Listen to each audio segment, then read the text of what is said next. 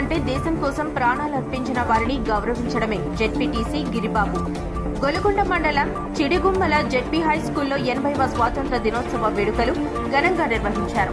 ఈ సందర్భంగా జెడ్పీటీసీ గిరిబాబు మాట్లాడుతూ, దేశభక్తి అంటే కేవలం జెండా ఎగరవేయడం కాదని, దేశం కోసం ప్రాణాలు అర్పించిన అమరవీరులను గౌరవించి వారి ఆశయాలను ఆచరించడమే నిజమైన దేశభక్తి అని అన్నారు. యువత మత్తు పదార్థాలకు మద్యానికి దూరంగా ఉండి దేశ అభివృద్ధిలో భాగస్వాములు కావాలని సూచించారు. దేశం కోసం ప్రాణత్యాగం చేసిన వీరులను గౌరవించే విషయంలో ప్రతి ఒక్కరూ బాధ్యతగా వ్యవహరించాలని గిరిబాబు పిలుపునిచ్చారు.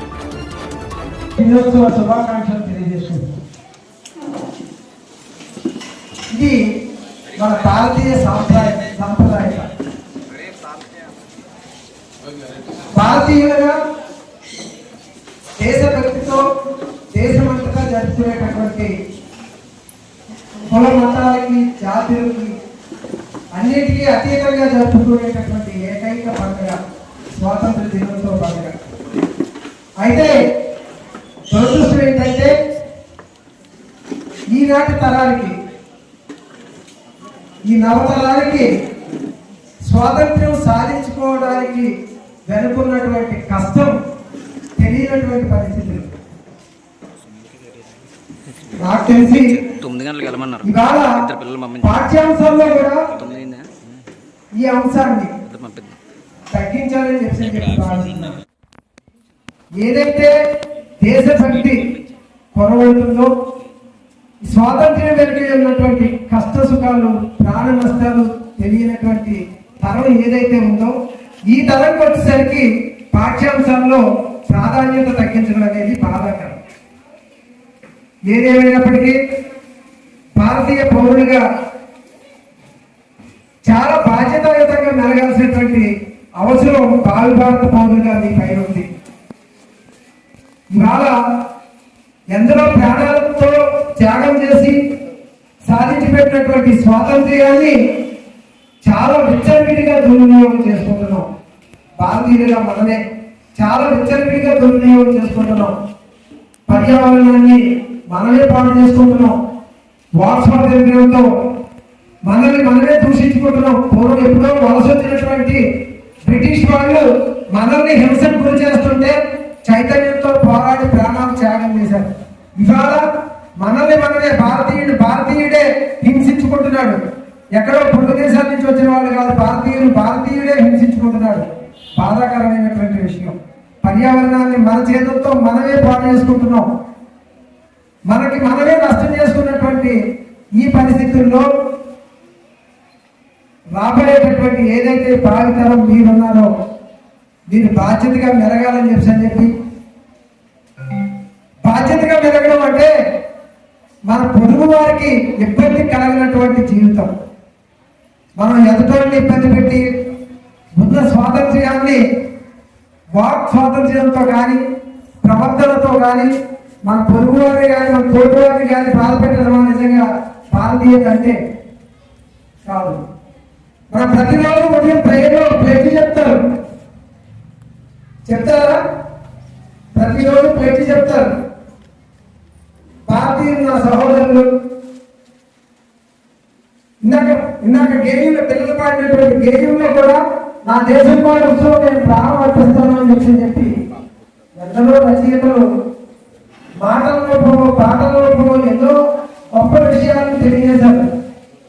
కానీ ఇవాళ మనం ఏం చేస్తాం? కేవలం ఉదయం పెట్టి చెప్పేందుకు మాత్రమే ఆ పదాలు ఇంటికెళ్ళి మర్చిపోతున్నాం. ఒక్కసారి మనకి స్వాతంత్ర్యం ఏ విధంగా వచ్చింది, ఈ స్వాతంత్ర్యాన్ని మనం ఎంత దుర్వినియోగం చేసుకుంటున్నామో అనేది ప్రతి మనిషి కూడా గుండెల మీద చేసుకొని ఆత్మపరిశీలన చేసుకోవాల్సినటువంటి అవసరం ఉంది. మరి ఈ సందర్భంగా మన గ్రామ విద్యార్థులుగా మిమ్మల్ని కోరేది ఒకటే, కొన్ని అకృత్యమైన కార్యాలు మన గ్రామంలో జరిగేటప్పుడు యువత చెడిపోతున్నటువంటి తీరు, యువత పట్టబాగా గాంధీ నిలబడి తాగుతున్నటువంటి తీరు చాలా బాధ కలిగిస్తుంది. మన ఊరేనా ఇది? మన ఊరి ఒక్కలేనా? ఎటు వెళ్తున్నావు మనం అని చెప్పేసి బాధ అనిపిస్తుంది.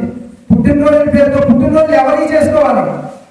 మహానుభావుడి స్వాతంత్ర్యాని కోసం ప్రాణాలు అర్పించినటువంటి త్యాగమూర్తిని జాతీయ నాయకుని దేశ నాయకుని చేసుకోవాలన్నటువంటి పరిస్థితుల్లో మనకు మనమే డబ్బా కొట్టుకోవడం, మనకు మనమే పాపం పెంచుకోవడం, మనం నడిచినటువంటి నడవడిక చూసి మన ప్రవర్తన చూసి మనల్ని ఆదర్శంగా తీసుకునేలా ఉండాలి.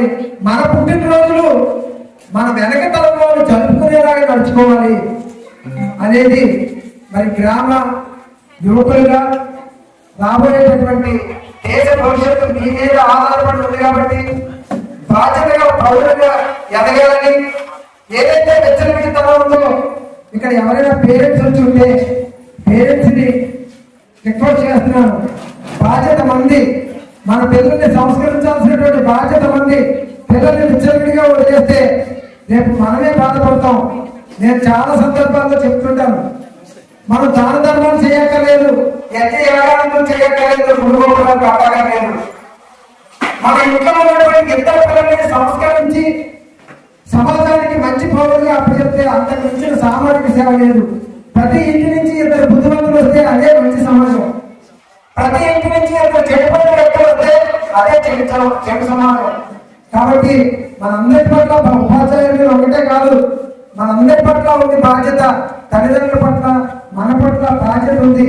మనల్ని మనం సంస్కరించుకుంటూ మన గ్రామానికి, మన దేశానికి, మన రాష్ట్రానికి మంచి పేరు తేవాలని చెప్పి ఈ సందర్భంగా మీ అందరికీ నా యొక్క శుభాశీస్సులు తెలియజేస్తూ మరొకసారి నేను మ్యాషర్ రిక్వెస్ట్ చేశాను, సార్ నాకు ప్రోగ్రామ్ ఉంది రాలేదు అంటే మరి నా మాట మన్నించి 8:30కే ఏర్పాటు చేసి మరి నన్ను కూడా ఇందులో భాగస్వామ్యం చేసినందుకు గాను ప్రధానోపాధ్యాయులకు, ఉపాధ్యాయులందరికీ పేరు పేరున హృదయపూర్వక ధన్యవాదాలు, మరొకసారి శుభాకాంక్షలు తెలియజేస్తున్నాను.